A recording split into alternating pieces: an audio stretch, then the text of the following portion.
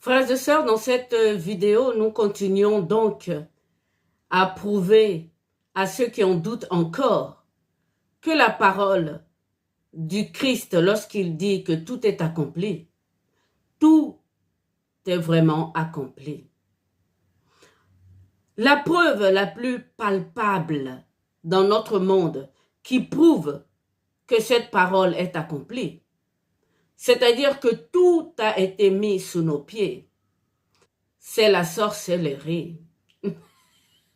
C'est extraordinaire. Lorsqu'on entend les témoignages aujourd'hui, on se demande mais comment font-ils ces sorciers et ces sorcières? C'est un monde très clos. Ils ne font pas exprès. Leur langue a été liée par Satan. Alors comment ça se fait que des enfants de lumière, ceux à qui Dieu a tout soumis à cause de la mort de son fils sur la croix, retombent encore sous les pieds de Satan? C'est ce que nous allons voir. Mais avant, il faut que je vous parle d'un pasteur très intéressant qui aujourd'hui est mort. Je ferai un post là-dessus. Il s'agit de Derek Prince. Trouvez ses vidéos sur Internet et regardez. Ce Derek Prince est un pasteur protestant qui connaissait très bien la Bible. Il explique très bien. Ce qui concerne notre vidéo, ce pasteur dit ceci, que sur toutes les nations, sur tous les continents, il y a ce qu'on appelle un homme fort. Vous entendez certainement les gens qui chassent les démons parler de homme fort, mais vous ne savez pas ce que cela veut dire. Souvenez-vous du Gadarénien. Lorsque notre Seigneur Jésus-Christ a chassé cette légion d'esprits, c'était une légion d'esprits. Et ils parlaient comme une seule personne. Ils n'avaient qu'une seule voix. C'est-à-dire qu'ils disaient, « Je t'en supplie, ne me chasse pas, que me veux-tu »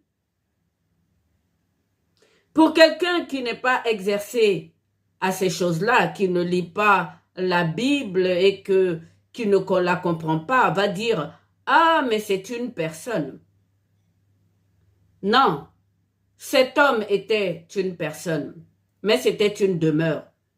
Et dans la demeure, il y avait une légion, une multitude d'esprits qu'il avait donc possédés. Voilà ce que notre cher pasteur Derek Prince dit de l'homme fort. Voilà ce qu'il dit sur les hommes forts de tous les continents et de certains pays. Il dit ceci, l'homme fort de l'Amérique, et ça ne va pas vous surprendre, c'est la rébellion et la sorcellerie. Et oui, toute cette puissance, la gueule du lion, c'est de la sorcellerie. C'est un homme fort, c'est-à-dire une légion d'esprits qui agit sur les États-Unis. Je continue. L'homme fort de la Nouvelle-Zélande, selon Derek Prince, c'est l'indifférence. L'homme fort de l'Australie, c'est le rejet. L'homme fort des Anglais, c'est intéressant, il a une petite blague là-dessus. Il dit ceci, L'homme fort de l'Angleterre, c'est l'orgueil.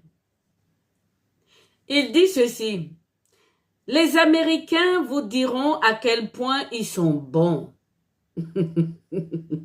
Et les Britanniques s'attendent à ce que vous le sachiez sans qu'on vous le dise. Il est génial. Le thème de ce jour est très important. La sorcellerie. Aujourd'hui, nous rendons grâce à Dieu. Beaucoup de personnes témoignent. Mais malheureusement, les témoignages que nous avons, c'est toujours les témoignages des victimes. Leur témoignage est intéressant. Je vous prends un exemple de témoignage d'une personne qui a été victime de la sorcellerie et qui a été délivrée.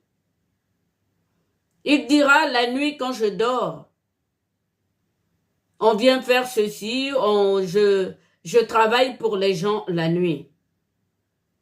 Il dira: on m'a mis un serpent dans le dos. Ma chambre est remplie d'animaux. Il y en a, quand ils sont délivrés, ils aboient comme des chiens. D'autres rampent comme des serpents et des scorpions. Ces témoignages sont intéressants, frères et sœurs. Toutes les victimes de sorcellerie peuvent le dire. Regardez dans vos chaussures. Vos semelles sont doubles. J'ai déjà parlé des fuites dans la maison, surtout dans les toilettes. J'ai également parlé des papillons dans le ventre. Tous ces témoignages, je les fais dans certaines vidéos et vous avez vous-même, je ne vais pas citer le nom de ces émissions où il y a des délivrances et ces témoignages. Ils sont affolants, effrayants. Lorsque je vous disais donc que cette parole de Saint Paul, dans 1 Corinthiens 3, les versets 21 et 23, qui nous dit: que personne donc ne mette sa gloire dans des hommes, car tout est à vous, soit Paul, soit Apollos, soit Céphas, soit le monde, soit la vie, soit la mort, soit les choses présentes, soit les choses à venir, tout est à vous, et vous êtes à Christ, et Christ est à Dieu. Les sorciers tuent. Eh oui. Donc vous voyez que ce que Saint Paul dit est vrai. Tout est à nous. La mort est à nous. Voilà pourquoi j'avais froid dans le dos à cause de cette parole. La sorcellerie, c'est la chose la plus perverse et la chose la plus ignominieuse que je n'ai jamais connue. Ils n'ont pas de pitié. Mais continuons un tout petit peu encore. Vous allez me dire, mais est-ce que le Christ règne? Bien sûr qu'il règne. C'est le jugement. Et oui, le jugement commence là maintenant avec ses attitudes. Les enfants de lumière, donc, qui avaient tous ces esprits, ces hommes forts, que M. Derek Prince vient de citer. Je viendrai à l'homme fort de l'Afrique. Je n'ai pas oublié, et des Noirs. Je n'ai pas oublié. C'est parce qu'on parle de la sorcellerie. Le Christ règne. Il regarde. Il délivre pour la conversion. Le jugement a lieu maintenant. Revenons donc à l'homme fort de l'Afrique. C'est l'ancienneté. C'est la recherche de bénédiction. Nous les Africains, nous avons besoin qu'on nous bénisse tout le temps. Ce sont les esprits qui sont sur le continent africain qui font cela. Et il faut qu'on dépasse ces esprits, comme dans tous les continents. Dans les précédentes vidéos, je vous disais que tout est appelé à la conversion. Et oui, les esprits là que je viens de citer, tous ces hommes forts, ils sont mis sous nos pieds. À nous de nous convertir, de changer notre cœur, de venir à Dieu. Jésus-Christ qui les a mis sous nos pieds nous regarde. L'homme fort des Noirs, de la diaspora, des Antilles, après donc l'esclavage, cet esprit est resté sur leur tête. Il y en a beaucoup qui s'en sortent. Moi, j'ai fait la Guyane, donc je sais de quoi je parle. Il y en a qui chassent ces esprits d'esclavage. Mais ils sont vraiment attaqués par l'esprit de la sorcellerie et les autres esprits. Revenons à la sorcellerie. Je prends un exemple tout simple. Tu vas voir un prêtre et tu lui dis, j'ai des problèmes de sorcellerie. Le prêtre te dit, oh, mais ça, c'est des histoires des Africains. Ce sont les Noirs. Lorsque tu sors de là et que toi, tu sais que, comme c'est exactement écrit dans la Bible, dans Apocalypse, frères et sœurs, tout ce monde, c'est la sorcellerie. Tu te dis, mais ce prêtre, c'est un prêtre aveugle. Et oui, c'est aussi dans la Bible. Des aveugles qui conduisent d'autres aveugles. Aujourd'hui, beaucoup de sorciers se convertissent à Jésus-Christ et ils témoignent de tout ce qu'ils ont fait. La plupart n'étalent pas encore tout par pudeur ou bien tout simplement parce que l'humain n'est pas prêt à entendre toute l'abomination qu'ils font. Il y a des prêtres qui avant étaient des sorciers et qui aujourd'hui se sont convertis à Jésus-Christ. Il y a des pasteurs qui étaient sorciers et qui maintenant se sont convertis à Jésus-Christ. Nous allons d'abord parler de leur témoignage. C'est eux qui révèlent comment d'autres humains peuvent voler l'étoile d'un autre humain.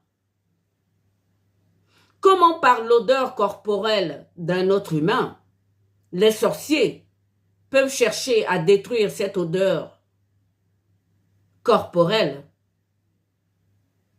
Comment est-ce que les sorciers font pour détruire la destinée de quelqu'un? Mais c'est pourquoi le Christ laisse faire tout ça. Et oui, c'est ce que nous les victimes, lorsque nous prions tous les soirs, que nous pleurons, on se demande, mais pourquoi Dieu laisse faire tout ça? C'est le jugement. Et oui, il y a une sainte qui dit qu'ils iront honteux en enfer parce que le mal qu'ils font, ils ne veulent pas s'en sortir.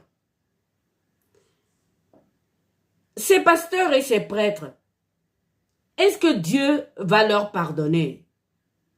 Eh oui, il va leur pardonner. Parce que c'est le but de notre Seigneur Jésus-Christ. Son règne, c'est que toutes les œuvres de l'adversaire soient mises à la lumière.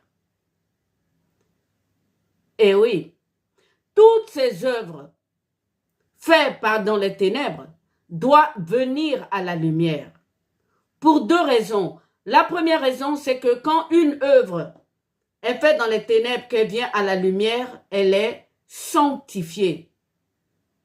Et oui. La deuxième raison, frères et sœurs, c'est tout simplement que notre Seigneur Jésus-Christ doit vaincre jusqu'à la mort. Il n'y a pas de péché en lui. Ces choses-là, il ne les connaît pas. Vous allez me dire, mais quel Dieu? Le Père connaît tout. Jésus est la parole.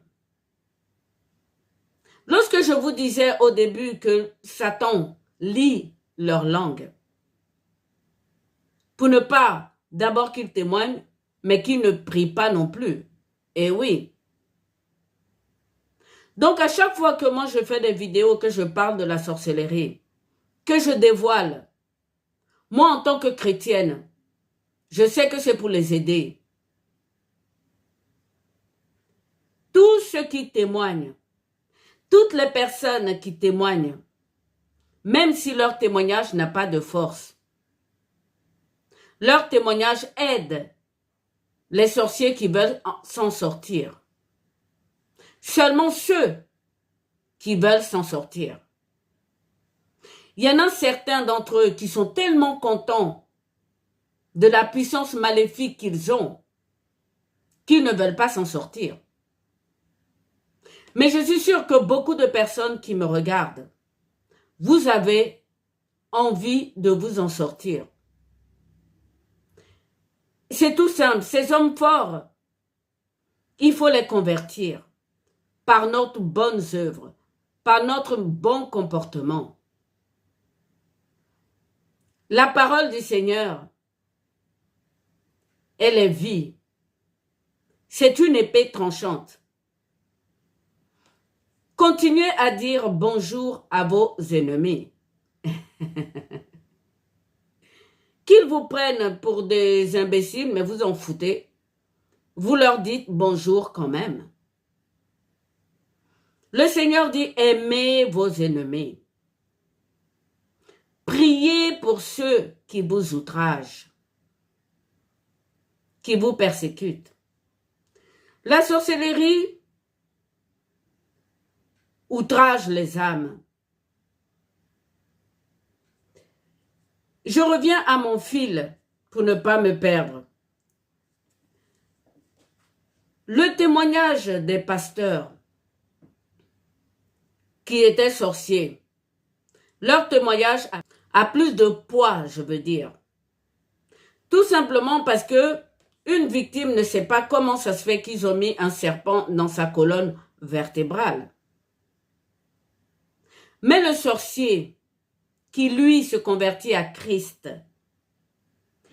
dira comment est-ce qu'ils le font. Et oui, c'est pour ça que ce témoignage a plus de poids que le témoignage de la victime. Mais nous reviendrons dans une vidéo dans laquelle nous allons expliquer comment est-ce qu'ils peuvent s'en sortir, s'ils le veulent.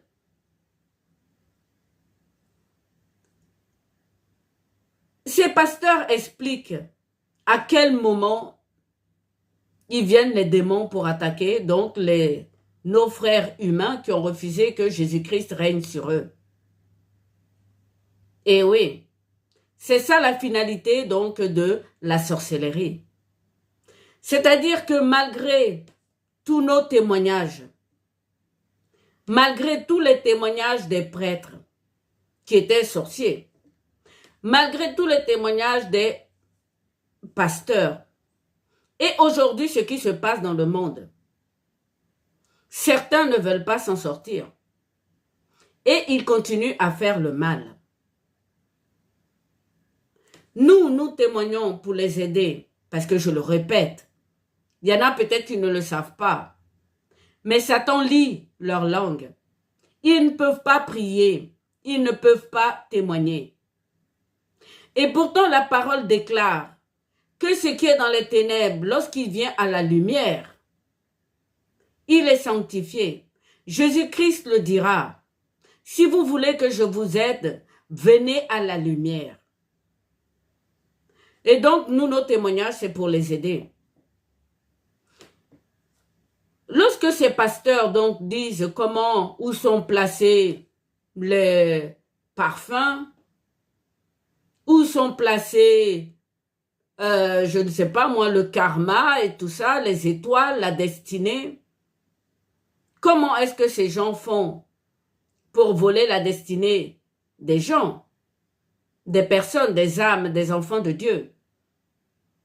C'est plus intéressant que la victime qui se lève pour dire « Oh, ma vie est détestable, je ne peux rien faire, là où je vais travailler, c'est fermé, tout ce que je veux faire, ça n'aboutit pas, j'ai un esprit de stupidité, etc., etc. » Jésus-Christ pardonnera à ses prêtres, à ses pasteurs. Ce sont des conducteurs qui ne sont pas aveugles. Tu vas voir un tel pasteur, un tel prêtre, et tu lui dis tu as des problèmes de sorcellerie. Il saura quoi faire. Il saura te dire comment t'en sortir. Et non, oh là, ça c'est des histoires d'Africains, moi je connais pas. Vous voyez la différence entre un conducteur aveugle et un conducteur clairvoyant. C'est pour cela qu'à la fin du temps, des temps qui arrivent, tout doit être dévoilé, tout doit être mis à la lumière. Et donc, je disais dans les vidéos précédentes, les sorciers qui ne veulent pas s'en sortir, qui aiment tellement cette vie de la nuit, ils deviennent des démons. Les démons ne sont pas les anges déchus, je le répète. Ce ne sont pas les esprits. Un démon, c'est un homme fort qui a une multitude. Ils sont dans sa demeure. Et comme son cœur est mauvais, comme on a vu dans les précédentes vidéos, c'est une question de conversion. Lorsque ces hommes, possédés par ces légions d'esprits, donc des souffles impurs, ne veulent pas s'en sortir, lorsqu'ils meurent, ils deviennent des démons. Et c'est ce que les gens chassent. Et donc, ceux qui délivrent parlent d'hommes forts. Nous sommes en train d'évangéliser. La parole de Dieu est là. Ces personnes, on les appelle à la conversion. Ils refusent jusqu'à leur mort. Et là, qu'est-ce qui se passe? Ils deviennent des démons. Et c'est pour cela que lorsqu'ils voient le Seigneur Jésus-Christ, ils fuient. C'est la honte qui les fait fuir. Puisque Jésus-Christ est la lumière. Il a vraiment tout fait pour qu'ils sortent de cet état. Et ils n'ont pas voulu. Voilà pourquoi les démons craignent le nom de Jésus. Donc vous les vivants, qui êtes dans la sorcellerie, pour l'instant vous êtes dans la lumière. Le nom de Jésus-Christ ne vous fait pas peur. Profitez-en pour vous convertir. C'est le sens de nos vidéos. Maintenant, quelqu'un qui me suit bien va faire, mais alors, pourquoi est-ce qu'ils deviennent des démons? Puisque tout leur a été soumis, tout nous a été soumis, tout est sous nos pieds. Ces souffles impurs qui ont été prêtés donc à l'adversaire pour accomplir le dessein de Dieu. Ces souffles impurs sont aussi sous nos pieds. Jésus-Christ l'a dit dans Luc 10, des versets 17 à 22. Il a dit, tout est sous vos pieds, les serpents, les scorpions et toute la puissance de l'adversaire. Alors comment se fait ce basculement? Je vous le disais, il ne voulait pas quitter. Ça, c'est le premier point. Mais il y a un autre point. C'est celui des victimes. Et oui, la souffrance des victimes, la prière des victimes. il y a deux sortes de prières. Il y a des victimes qui pardonnent, qui prient pour eux pour qu'ils soient délivrés. C'est ça le sens du pardon. Si nous pardonnons à nos bourreaux, le jour qu'ils se repentent, le Seigneur les délivre. Mais si nous ne leur pardonnons pas, le jour qu'ils se repentent, le Seigneur ne leur pardonnera pas. Parce qu'il reste le pardon de leur multitude de victimes. Le deuxième point, le Seigneur nous a dit de bénir nos ennemis. Il faut les bénir.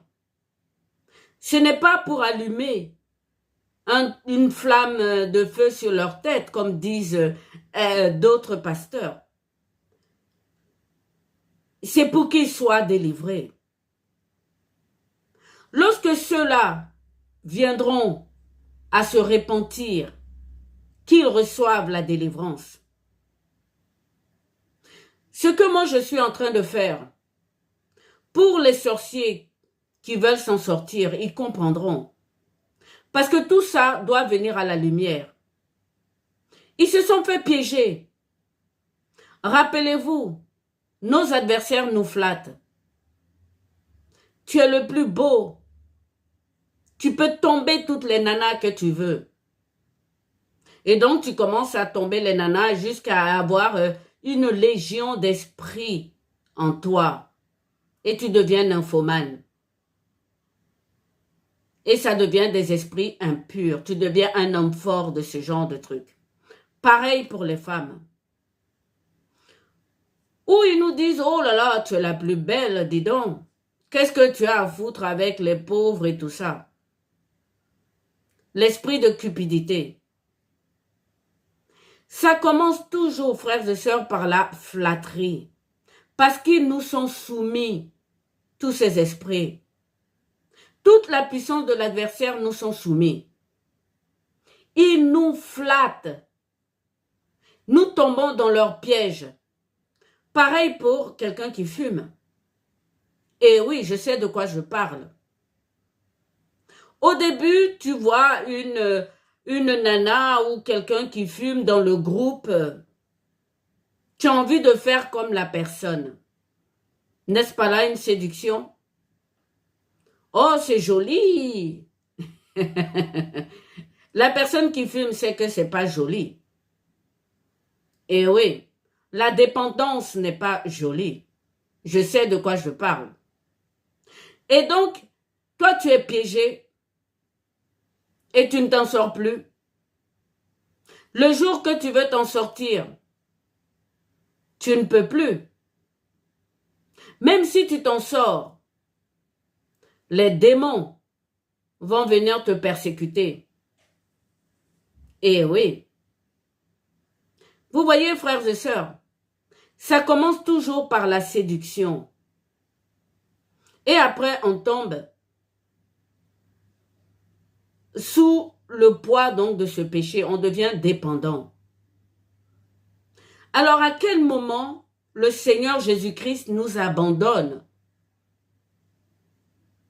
à nos adversaires, à ceux qui étaient sous nos pieds? À quel moment il monte à notre tête? Je le disais, c'est lorsque les victimes n'en peuvent plus. Vous me regardez, vous dites, il y en a qui tuent. Selon cette parole de Saint Paul, tout nous appartient, frères et sœurs. Le monde, la vie, la mort et les sorciers savent de quoi il s'agit. Lorsqu'ils disent qu'ils transforment quelqu'un en mouton pour le manger, c'est une ruse de Satan. Il le tue. On ne peut pas transformer un homme en mouton.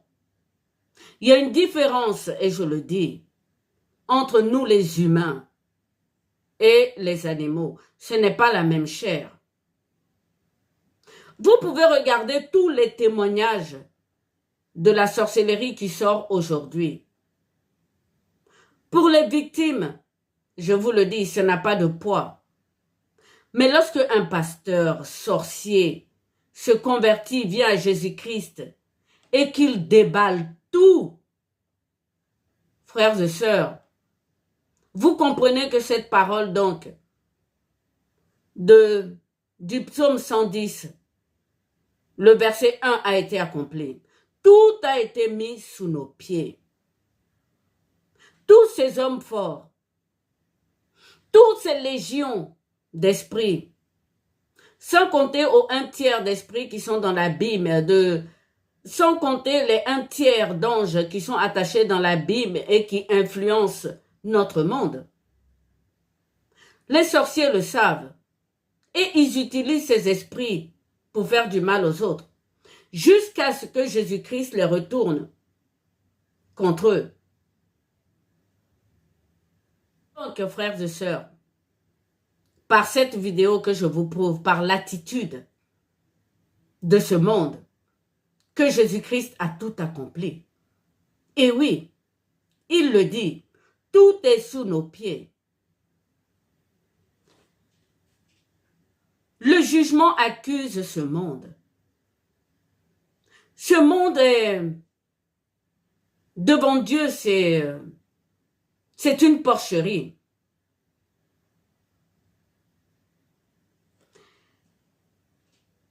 La sorcellerie, comme dit notre cher Derek Prince. La sorcellerie, donc, qui est aux États-Unis. La rébellion. N'est-ce pas ce que nous connaissons de la ville la plus grande du monde? La démocratie est une forme de rébellion. Leur puissance qui crée cette grande disparité dans le monde, frères et sœurs. Comment quelqu'un qui lit la Bible peut comprendre qu'il y a 10% de riches dans le monde? La classe moyenne, allez, on va dire 40, et 50% de pauvres. Alors qu'il y a cette parole, aimez-vous les uns les autres, vous êtes tous frères. Partagez. C'est le pont donc avec encore une fois le baptême du Saint-Esprit. Nous sommes entre nous dans ce monde, tout nous a été remis. Saint Paul dira, déjà vous êtes rassasiés, déjà vous êtes riches, sans nous vous avez commencé à régner. C'est dans 1 Corinthiens 4, les versets 8. Si le baptême qu'ils font est le baptême du Saint-Esprit qu'a connu les apôtres, frères et sœurs, comment ça se fait que nos communautés ne soient pas parfaites? Et oui, lorsque les apôtres ont reçu le Saint-Esprit, ils partageaient tout. Ils mettaient tout ensemble. Ils partageaient le pain dans une simplicité de cœur. Je fais une petite pause ici sur la simplicité de cœur. L'humilité, la tranquillité, la paix. Est-ce que c'est ce que vous voyez dans le monde? Ils sont sûrs que ceux qui sont baptisés, comme ils le disent, ont ce comportement. Voilà ce qui est dit donc dans Actes. Après donc la Pentecôte, c'était tout frais. Ils parlaient les langues, une seule personne parlait et tous les autres entendaient. Les croyants de Jérusalem mettent leurs biens en commun. La multitude de ceux qui avaient cru n'était qu'un cœur et qu'une âme. Nul ne disait que ses biens lui appartenaient en propre, mais tout était en commun entre eux. Acte 4, les versets 32. Mais je continue. À partir donc de Acte 5, là où on parle de Ananias et de Saphira, ce couple qui ont vendu leur terrain et qui n'ont pas voulu donner tout l'argent aux apôtres. Frères et sœurs, ils sont tombés raides morts devant Pierre. Le Saint-Esprit, personne ne joue avec le Saint-Esprit.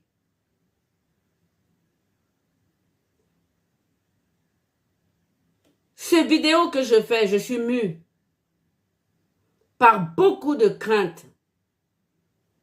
Avant même de commencer mes vidéos, je dis à mes frères et sœurs, faites attention au baptême du Saint-Esprit. Je crois que vous, les chefs, les têtes, vous avez reçu le Saint-Esprit. Mais ce que vous donnez aux autres, c'est les esprits de l'air. Les hommes forts qui sont déjà dans le monde. Selon la parole de Saint Paul. Parce que si c'était le baptême du Saint-Esprit, nos communautés seraient parfaites. Personne ne dira ça, ça m'appartient, ça m'appartient. Le monde entier serait parfait. Vous allez me dire, mais c'est un début. Tout le monde ne l'a pas reçu.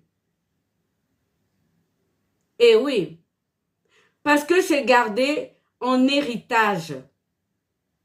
Eh oui, c'est notre héritage dans le ciel. Tous les apôtres qui ont reçu le Saint-Esprit sont morts. Ils ont œuvré jusqu'à la mort. Je ferme la parenthèse que je n'avais pas ouverte sur ce baptême du Saint-Esprit.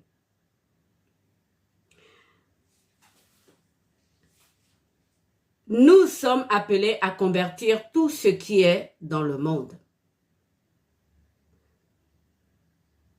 C'est la parole que tout le monde connaît.